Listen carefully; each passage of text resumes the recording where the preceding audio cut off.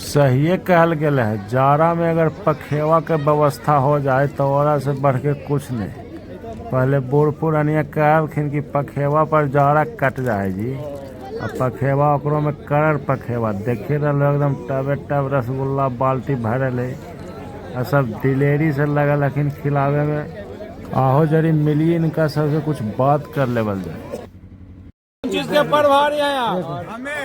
Plastic वाला बोतल एगो कम से कम। दही अरे तोबा कौन है? एगो भरल है। अच्छा छंदा के प्रभारी कौन है? छंदा के ही है कुणाल वही है हमारे उधर देखिए मास्टर साहब। छंदा के प्रभारी है तो हमको छंदा पूरा चाहिए भाई। आप लोग का हम वीडियो बना रहे हैं रसगुल्ला के टब के साथ, तो छंदा कुछ बढ़ा के दीजिएगा ना। ले लीजिएगा, चलेगा, ये तो बढ़िया बात है। हाँ। अब खाली वाला बाल्टी फ्री की भाड़ा वाला बाल्टी? खाली बाल्टी की भरल चल बुआ बाल्टी? चल।